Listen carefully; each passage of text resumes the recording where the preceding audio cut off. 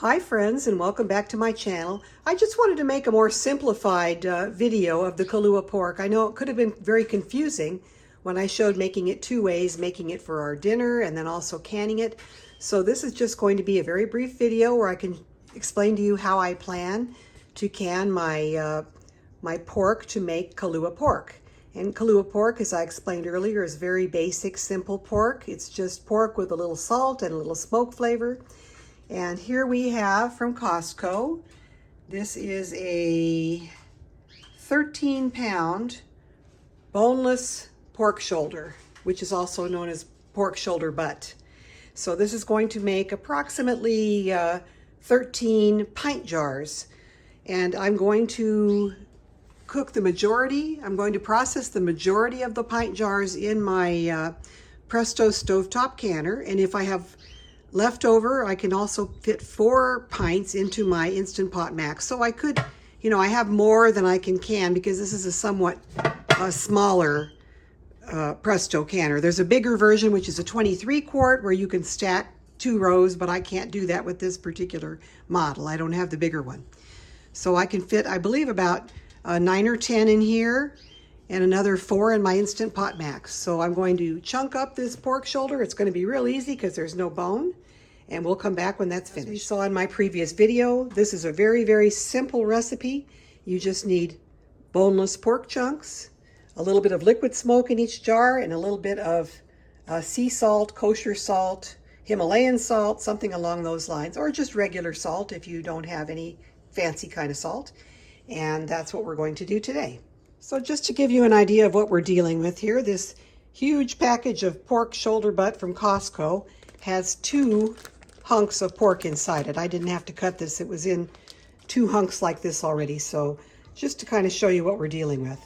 I'm slicing this one up into about 1-inch chunks, and then we'll slice the other up. We'll put it in our bowl here, and then we'll come back to fill the jars. And I have to just tell you, raw packing meat is just so quick and easy.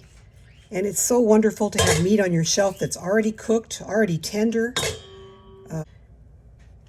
It's so simple and easy to do this, and it helps if you have a sharper knife. I have this Victorinox knife that was recommended by America's Test Kitchen, and I've had it for about 4 or 5 years now, and it's not that sharp. I sharpen it every other time that I use it, and it's just not that great of quality of knife. So I'm looking into possibly getting something else here. Maybe one of those Serbian knives. I think those would be a lot of fun to have. If you've seen Amazon Kitchen, that's the knife that they use. I really enjoy their videos. And they do a lot of meat cooking, so you get a chance to see that knife in action. My only issue with it is I think it's about $150 for the knife, which I'm sure is worth it. But I'll just have to use a little more of my elbow grease to cut my meat. And luckily, this is a boneless roast, much easier to cut up than that. I used a bone-in pork tenderloin for my canning session the other day. And boy, this is a lot easier. And I don't need any more bone. My freezer is pretty full. I'm going to have to be making broth soon. So this is perfect. So all you're doing is just chunking it up. And they don't have to be too small of chunks. About an inch to 2 inches or so is good. And you don't have to stress about removing all the fat. You can remove the major visible pieces of fat like that. But, a little bit of fat in your can is not going to bother anything. So this is good. We're making progress. It's pretty quick because it's boneless. So yay.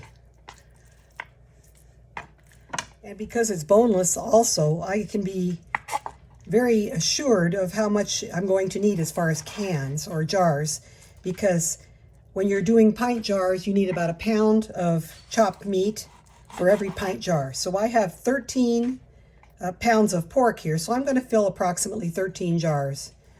And we'll see at the end, it'll be give or take a jar or 2, depending on how tightly packed it is and that sort of thing. So this is good. Got some nice manageable chunks of pork here.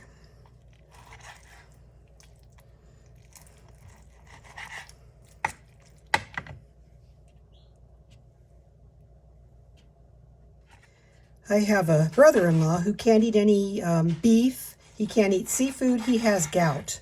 So, but he can eat pork, strangely enough. That works out fine. There's not enough of the component in food of the uric acid. There's not a lot in pork. So that is one food that he can eat. So he's going to be getting some of these jars for the days when my sister goes out on her nature hikes and does a lot of bird watching, and he might be getting a little hungry for dinner. He can just pop a can of this pork and be ready to go, even though he's on a special diet. And I'm going to go a little lighter on the salt than I did on my last canning session, because I personally don't like a lot of salt, and I don't feel it's necessary. You can always salt your meat later after you serve it. So I'm going to go a little lighter than I did last time with the salt.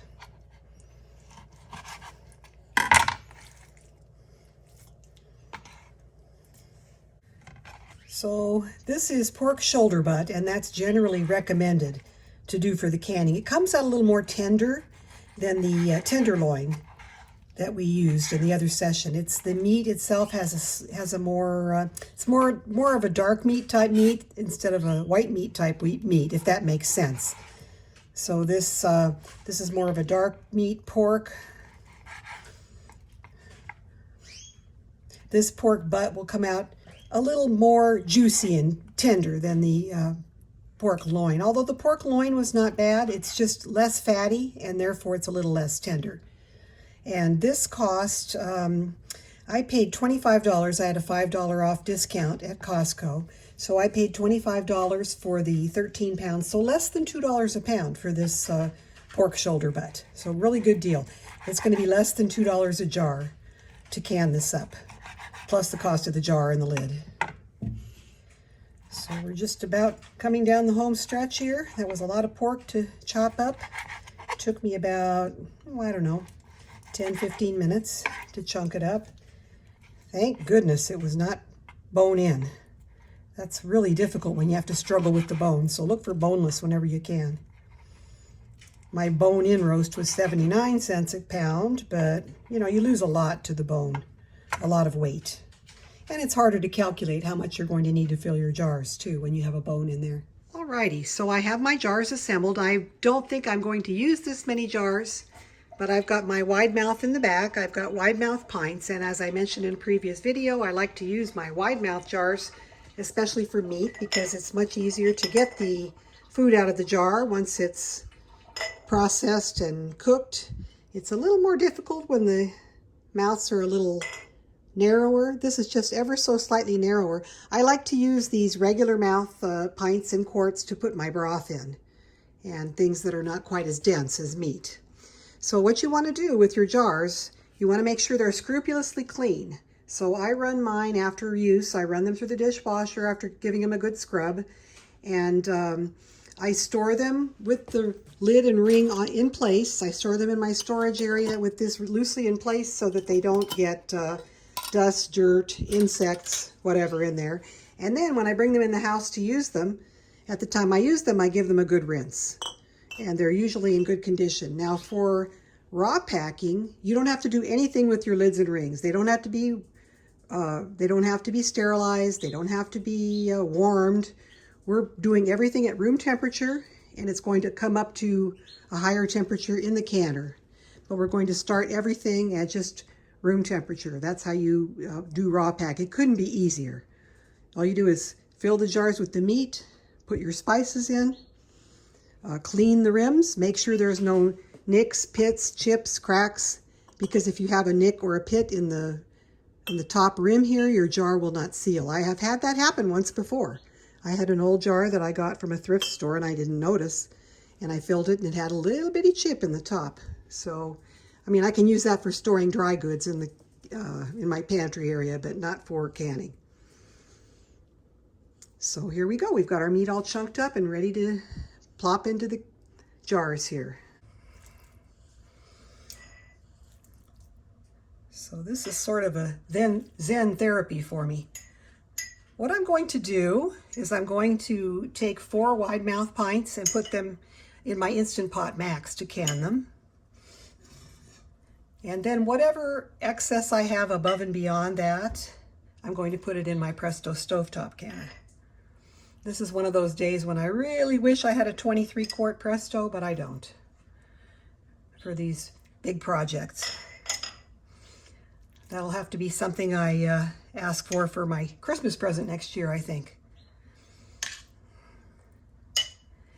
But you know, my Presto stovetop does hold quite a bit. It'll hold, I believe, 9 or 10 pints and 7 quarts. So for most every job, it's just fine for me. The Instant Pot Max will only hold 4 pints. It does not do quarts. And it's good for small jobs, and it's very easy to use. Boy, that's got a big hunk of fat there. I may have to reconsider using that piece. I don't want too much fat floating around in my jars. And we want to leave these just below the rim area here, which is the inch of headspace that you're going to need for canning.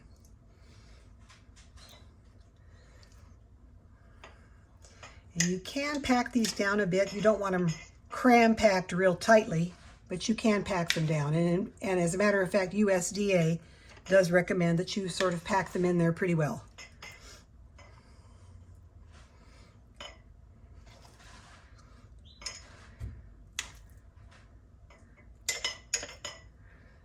So I don't know if you're really interested in watching me fill up all these jars, but I'm going to take you along with me anyway. It's kind of soothing. It's kind of therapeutic, don't you think? Cooking. Kind of a Zen activity. Alrighty. A little more here, a little less there. This could use one more little piece.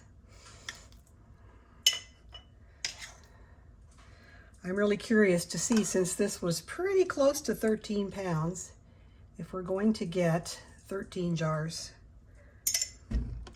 That will be very interesting to note.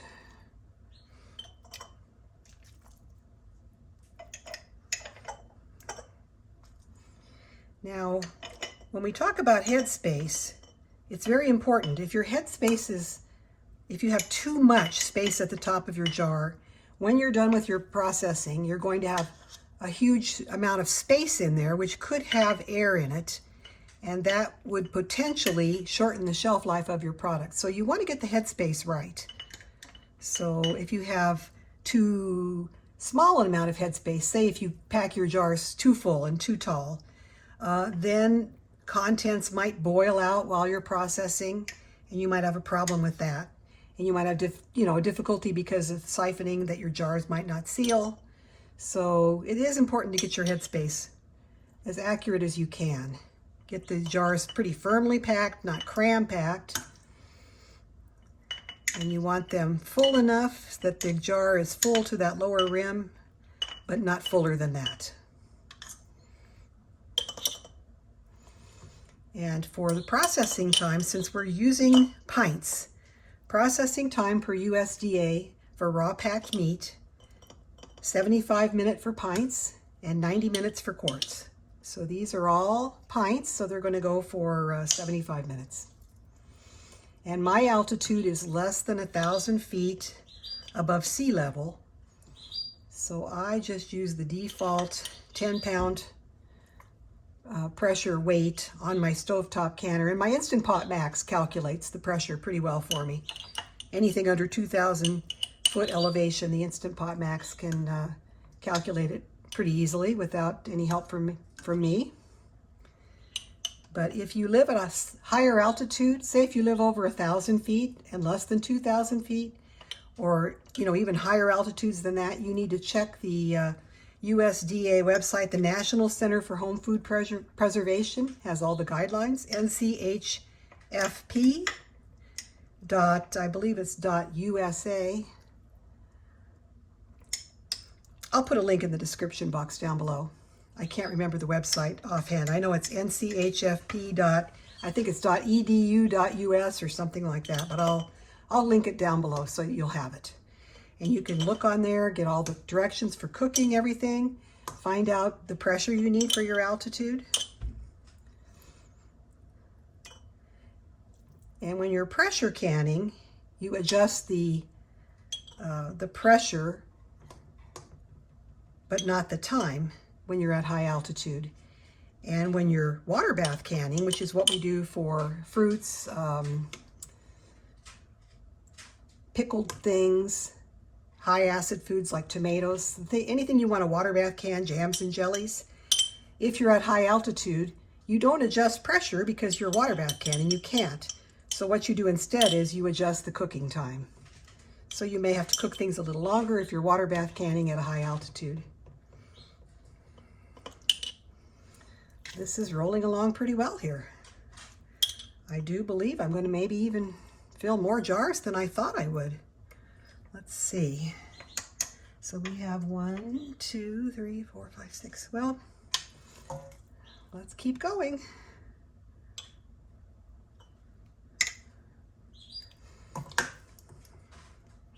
I had very little waste. There was very little fat in this pork. It was a nice lean roast, so I was real happy with it. I mean, as lean as it could be for pork. There were no huge fat caps on it, at least. I mean, there's a lot of marbling of fat through the meat, but beyond that, it was pretty good.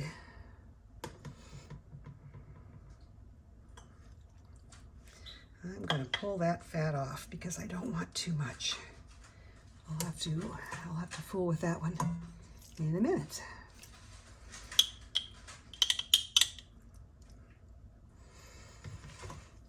And you can do this with your hands and your fingers if you like. You don't have to use tongs. I just prefer to handle the meat as minimally as possible. My hands are clean, but and it's going to be sterilized in the processor, but it's just good practice in general in cooking to not handle your food more than you have to. So I kind of hold to that philosophy.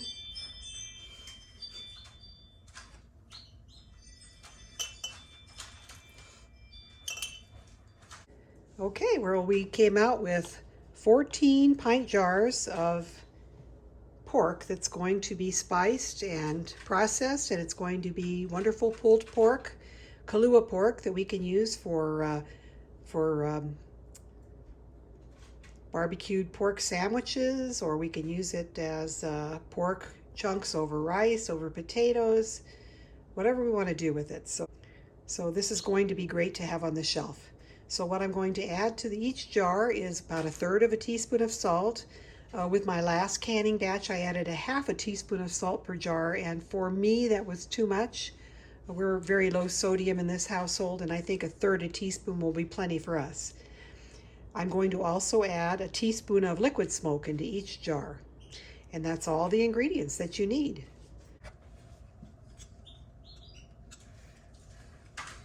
All right, so let's get our salt into each jar.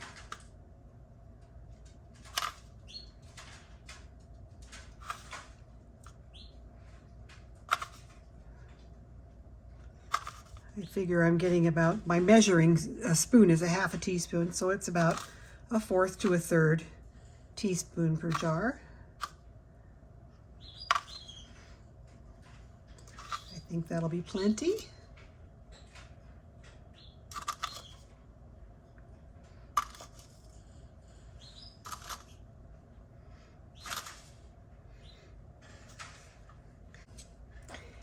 And now we're going to add a little bit of liquid smoke to each jar.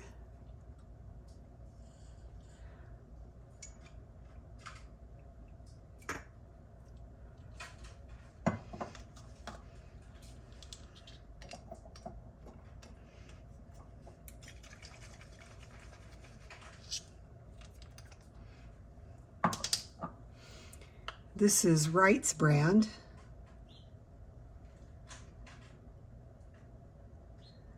It's really delicious. Smoked flavor in minutes, it says.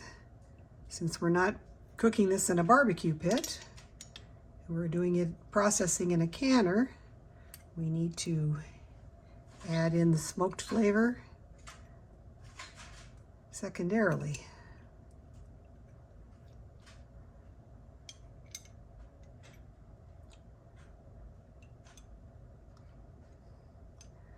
I just love my liquid smoke. I use it in quite a few dishes. You know, everything tastes better smoked. This is a way to get that smoked flavor without having to put it in your smoker for hours.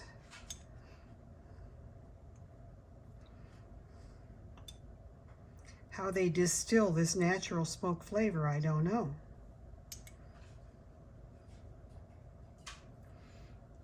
Okay, so we've got salt in each jar. We have liquid smoke in each jar.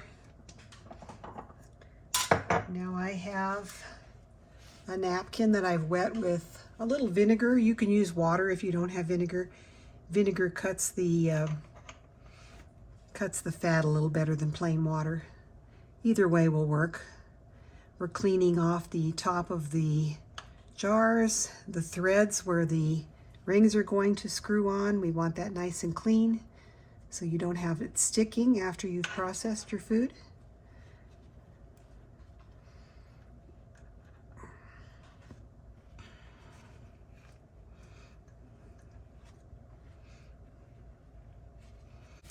Again, you want to make sure you have no nicks, chips, pits, cracks in your jar. That would not be good.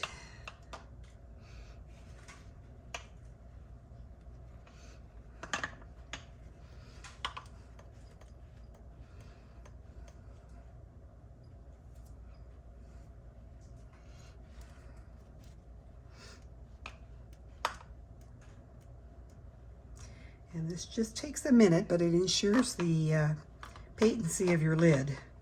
So you do want to take just that minute to clean off the tops of your jars.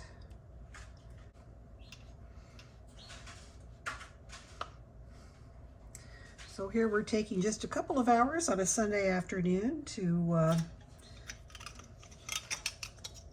can up 14 meals. How can you beat that? That's 14 times I can just come into the house, pop open a jar, and have dinner ready in a few minutes.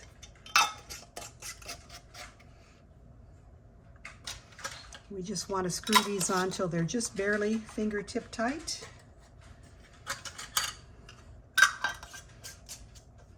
Oops. That one didn't quite thread on nicely. Let's see. Okay, what's going on here?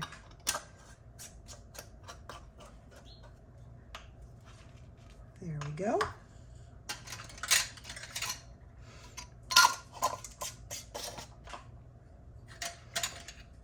If you thread on your lids too tightly, they won't be able to vent the air out of the jars as they need to process the food.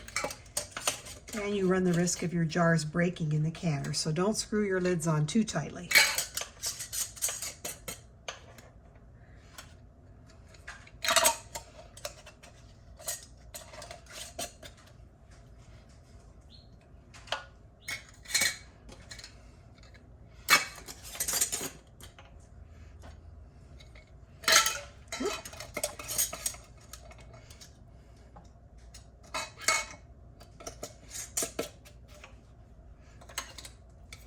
And as I mentioned earlier, you don't need to keep your lids warm or anything else. Just wash them, make sure they're clean. That's it. We have our Instant Pot Max ready to go here. It's got just some room temperature tap water. It's got a grill on there so that our jars won't be sitting right on the bottom of the heating element. And I'm going to put 4 of the wide mouth pints in here. The reason I'm putting them in here is because they'll fit. Wide mouth takes a little more room than the regular mouth, and I want to save the room in my big canner for the regular mouth, the ones that I have to can. So there are the 4 wide mouth pints. We have enough water in here that it's covering the jars about 1/3 of the way up. So now we're going to put the lid on. We're going to hear that musical sound that we hear with our Instant Pot Max.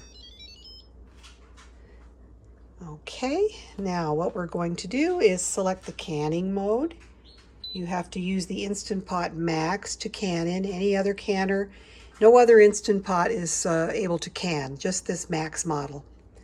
So we want 1 hour and 15 minutes.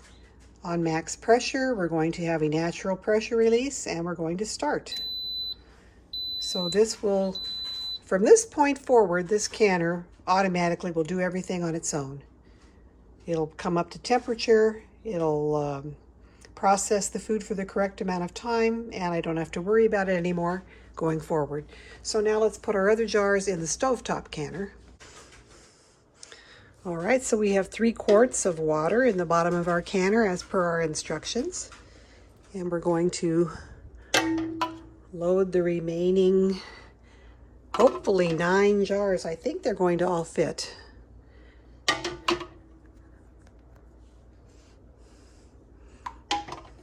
If they were wide mouth, they probably wouldn't fit. I believe it only fits 8 wide mouth pints.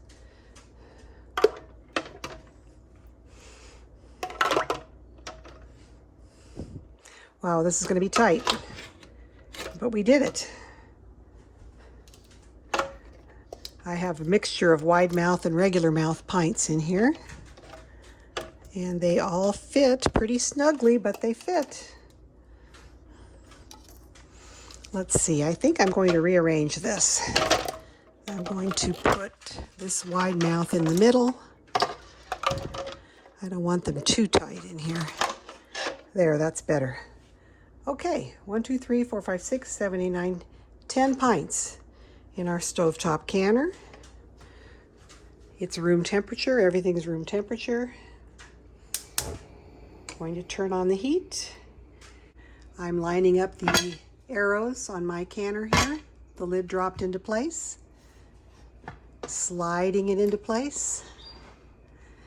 We are going to let this come to a boil. It's going to take about 20-30 minutes before we see steam coming out through the vent hole here. I've already checked the vent hole to make sure it's clear, and also that this pop-up valve is operational. So once we see steam coming out of here like a locomotive, we'll let this canner vent for 10 minutes with the steam pouring out like a locomotive. We're going to set our timer for 10 minutes. When the 10 minutes is up, we will put our 10-pound weight on here. Then it'll take another 10-15 minutes, and we will see the weight start to rock. That means we've reached the 10-pound pressure inside the canner. Once we see that rocking motion, we'll set our timer for 75 minutes. And your valve has to rock like that for the whole 75 minutes. After that, we'll turn the heat off and let this canner depressurize naturally. The Instant Pot Max is going to automatically start warming, and it'll bring this up to the temperature we need of 240 to 250 degrees. It'll time the process on its own for 75 minutes or 1 hour and 15 minutes. And when the processing time is over, it'll automatically turn itself off, and we're going to just let it sit and depressurize for about another hour after that. So there are our 2 batches of Kalua pork. All right. Steam has been venting for 10 minutes. Our timer has sounded. Now I'm going to put my weight on, my 10-pound weight. Pretty soon this lock will pop up. There we go. The pressure will build inside the canner. Then when this starts to rock and roll, we'll set our timer for 1 hour and 15 minutes. Meanwhile, over here at the Instant Pot Max, we've already come to pressure. We've already vented. We've already been cooking for almost 30 minutes. So yeah, this is a much more efficient way to go, in my opinion. You may differ. Your mileage may vary, but I love my Instant Pot Max. Okay, our weight is finally starting to rock. So we're going to set our timer for 75 minutes.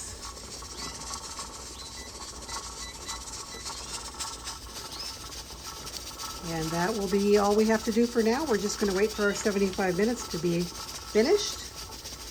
We have to make sure this is going to rock continuously for the full 75 minutes. Meanwhile, over at the Instant Pot, we only have 24 minutes left to process. So, yay Instant Pot Max. Much quicker and easier.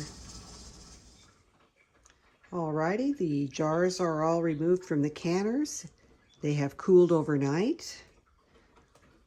And all the tabs are down.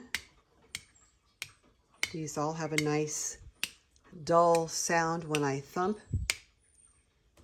except for this one. Hear the difference?